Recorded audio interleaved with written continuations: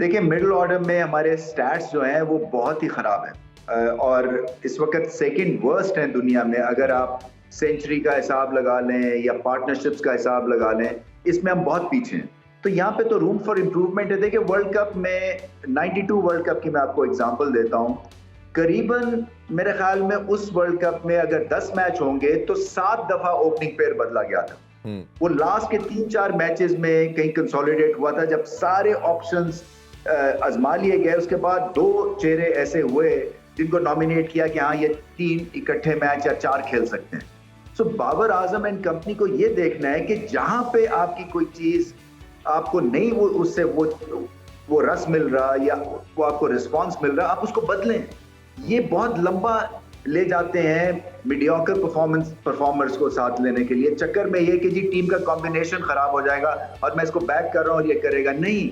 आपके पास एक working paper 92 world cup का है और वो उसका बेस ये था कि जो फॉर्म में उसको खिलाएं आप और जो फॉर्म में नहीं है उसको आप फारिग करें।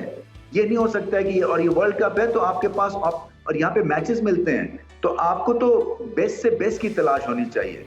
तो इसके ऊपर एडजस्ट करना है। मैं समझता हूँ सऊद शकील को बीच में डालें, आप 4 नंबर के ऊपर रिजवान से ओपन करवाएं, इफ्तिखार को ऊपर लेके आए और फिर आप हिटर्स के ऊपर पीछे चले जाए। देखिए, ये कनेक्टिविटी देते हैं जो ऑलराउंडर्स होते हैं ना, तो ये स्ट्रेंथ बनते हैं बॉल के साथ, बैट के साथ, और ये मिसिंग लिंक होते हैं। ये जो एक 2-in-1 का ऑप्शन होता है ना, ये हमेशा जबरदस्त होता है। और आपने क्वालिटी की बात की है और ये क्वालिटी जो है फिर जब वो बॉल करे तो फिर बॉलर दिखें, बैटिंग करे तो बैट्समैन दिखना चाहिए। और एक जमाने में 80s में तो खास तौर पे दुनिया के पास वर्ल्ड क्लास ऑलराउंडर्स से चाहिए, बोथम हो, इमरान खान हो, कपिल देव हो, रिचर्ड हैडली हो, आपने नाम लेते जाएं, क्लाइव राइस थे साउथ अफ्रीका के। तो ये अब वैसे रुझान कम हो रहा है मगर ये कनेक्टिविटी देते हैं और पाकिस्तान के पास ये ऑप्शन नहीं है। अगर ऑप्शन नहीं है तो फिर आप स्पेशलिस्ट खिलाएं, ये फिर आप ऑलराउंडर की तरफ मत जाएं, क्योंकि ऑलराउंडर से आपको मार पड़ती है, क्योंकि ना वो बैटिंग करते हैं ना वो बॉलिंग करते हैं।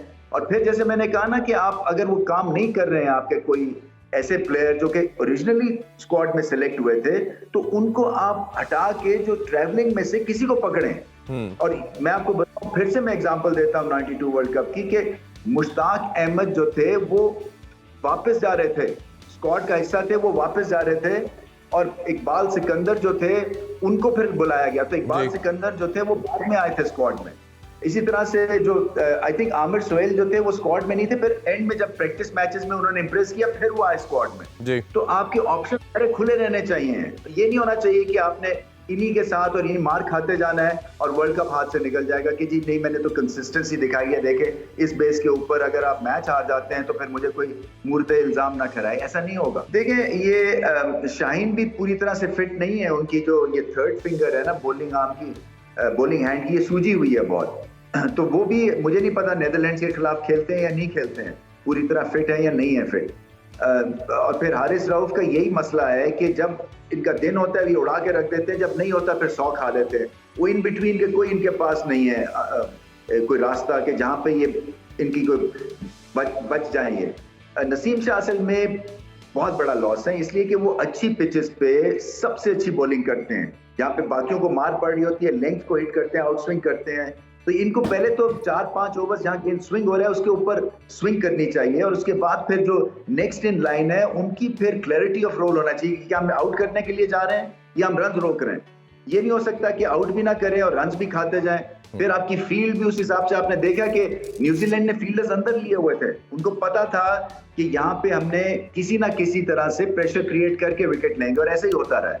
तो आपको जो है ना game awareness, common sense, good cricketing sense, इस बेस के ऊपर भी आप कम बैक कर सकते हैं। एक अच्छा कैच, 2 रन आउट, इसके ऊपर पाकिस्तान को बहुत ध्यान देना है। असल में फील्डिंग इसलिए भी कमजोर हो रही है क्योंकि सारी तवज्जो बैट और बॉल और रिजल्ट्स के ऊपर चला गया हुआ है प्लेयर्स का। वहां से जब तक ये हिलेंगे, एक कामनेस नहीं आती ज़हन में, तब तक ये फील्डिंग साइड भी अच्छी नहीं बनेंगे, क्योंकि आप बॉल सीधे सीधे मिस कर रहे हैं because your mind is not there. देखिए, पहले तो इरफान स्ट्रैटेजी ठीक करनी है। जो तेज बॉलर है ना, ऐसी टीम जैसे नेदरलैंड्स की आती है, चाहे जैसी मर्जी ये पिच है, बाउंसर जरूर रखें उनको एहसास होता रहे क्योंकि 150 किलोमीटर का बॉलर बॉल कर रहा है। तो इन पे जो अटैकिंग आपकी लेंथ है ना, उसमें बाउंसर को भी शामिल करें आप, क्योंकि इतनी स्पीड पे इन बल्लेबाजों से ऐसे हुक पुल नहीं करेंगे जैसे कि टॉप की 2-3 टीम्स करती हैं।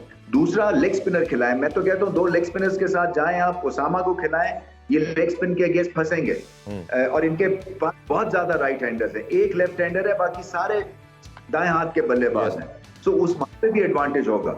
ये सारी चीजें जो है ना इनको देखनी है, अटैकिंग मोड में जाना है इनको बॉल के साथ, क्योंकि इन्होंने देख लिया है डिफेंड जब करते हैं तो डिफेंड नहीं होता है, जब विकेट लेने की कोशिश करते हैं तो फिर मार खाते हैं। तो दोनों तरफ से इनके बस से बात निकल जाती है। तो क्लैरिटी लेके आए कि हमने आउट करना है और किस तरह से आउट करना है। पहले प्रेशर क्रिएट करना है, बाउंसर अगर आप लेंथ बॉल नहीं करें तो बाउंसर से प्रेशर क्रिएट करें, 2 बाउंसर रखें, 3 शॉर्ट पिच बॉल रखें, देखिए क्या ये आगे से आपको रिजल्ट मिलता है। मुझे ऐसा लगता है कि बाउंसर की जो स्ट्रेटेजी है ना वो ठीक काम आएगी।